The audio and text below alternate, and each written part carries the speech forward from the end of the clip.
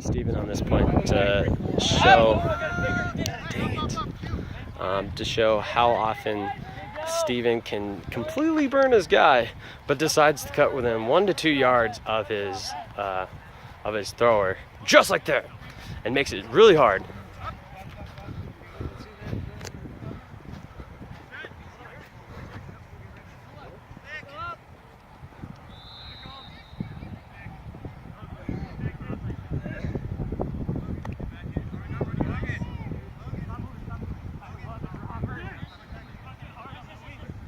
That was a good break by Neil on that. Victor, good cut. We want to see Steven not crowd his thrower here to give yards.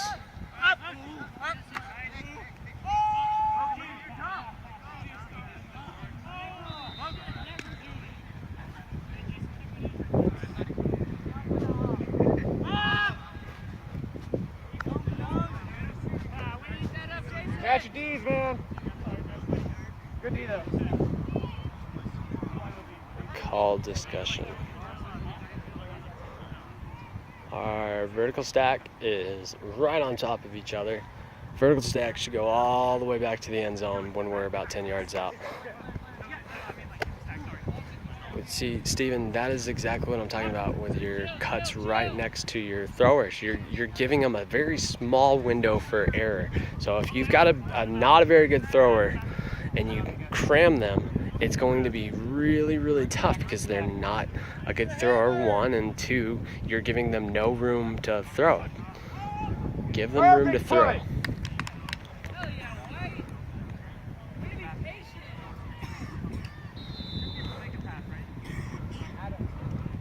We need to make sure that that on offense, we are looking downfield as much as possible for these cutters.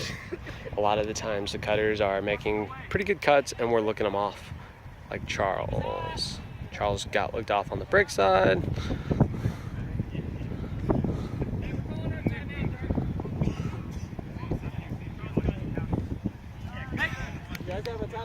Okay. Q just made a cut that went within a few yards of his thrower, Nid.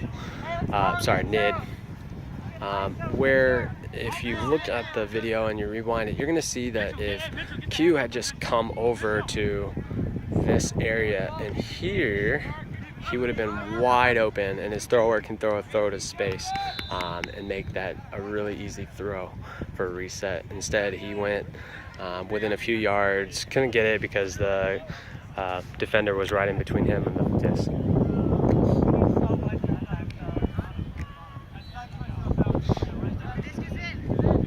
Q finds Charles this time, messes up the throw.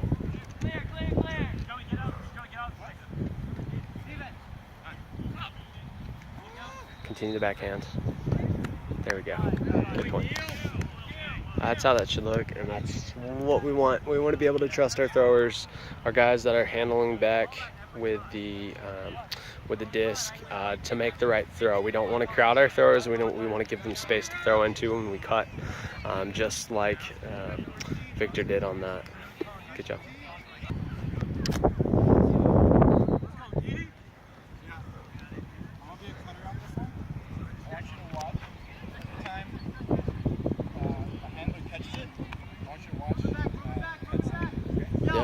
Here, Nid, same move it back. That's a good job. Christian, get there. Hey, Chili.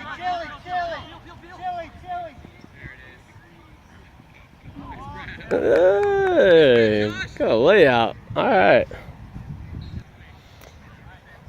We got to pull from White. Steven leading the dark team. I've been talking to him about staying on the force side handler instead of break side handler. Force side or middle. It's a great break, great throw. Let's see if he doesn't crowd. No, see, every time we're losing 5 yards on our dumps and we're crowding them every time. Hey, we're flipping. Set. Come on, run through. We gotta get cuts. Come on. Someone. Cut. Got a good throw. Christian gonna go off the D. Good D by Christian. My bad. cut. I didn't.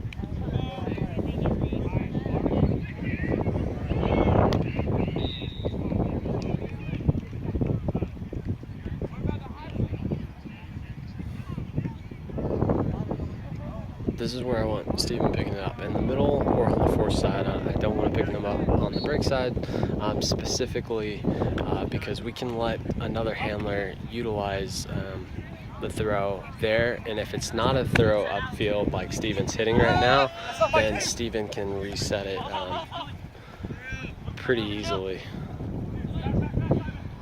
or get the reset pretty easily. And you'll see that Steven has the same cut every time as a handler.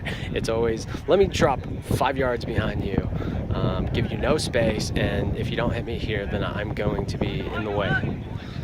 We've got to get better about those cuts.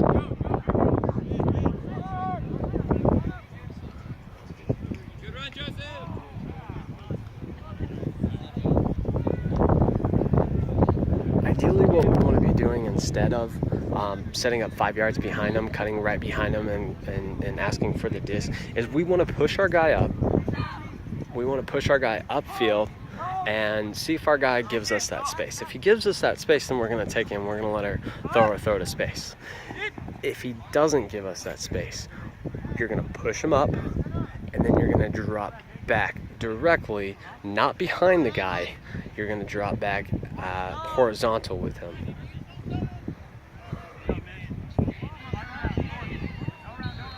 Let's see Q not do the same thing. Nope, Q's going to do the exact same thing.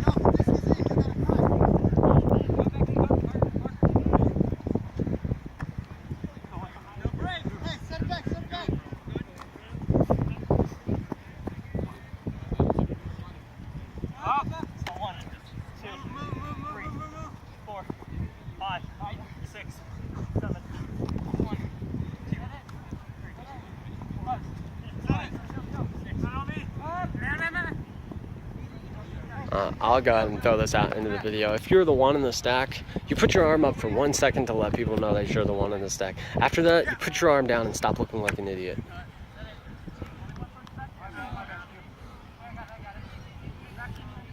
There we go, Steven. Good job. Good job. Now, the reason we're letting Neil pick up here is because Steven should be able to get that, and Neil should be able to make that throw every time. No! Stop making that cut. You're going to watch this video, and you're going to see how many times you make that cut, and you reset it directly behind a guy with a disc. You have no lane to throw into. You have no benefit besides you having the disc again. All right? We've got to get you with the disc where you have a lane open to throw into. Every time you drop directly behind your thrower, you are losing your angles.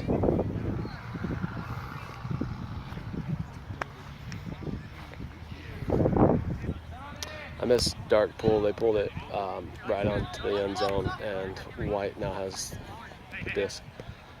Look where our stack is. Our stack is like forced onto that sideline. What are we doing here? Good gosh. We've been talking about this. The stack has got to be in the middle of the field. That way we have 2 valid lanes to cut down. And if the cuts aren't down that lane, then we have at least a deep shot that we can look at. But if our stack is always set right in front of our throwers on the sideline, it's not going to work. I've said that multiple times while people were on the lines, like, stop doing that. Hopefully watching this video, you'll be able to see exactly what I'm talking about. Let me tell you what I did. No, it's so dirty. It was dirty? Oh, it's so dirty. It's so dirty.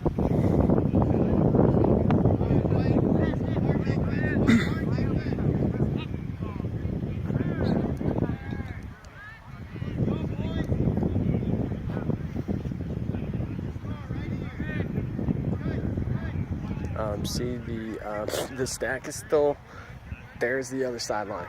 Look how many yards we have on the force side, because everybody in the freaking stack wants to stand within 10 yards of the guy with a disc, and that is bad. That is bad. That is bad. That is bad ultimate. Stop being bad at ultimate.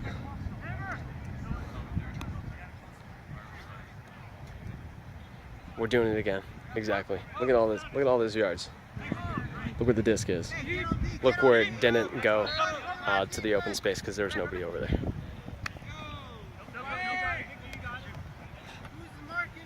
I cannot stress this enough. Ultimate is a game of space.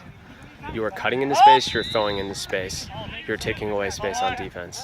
If you're not doing that, you're wrong. That's a great job.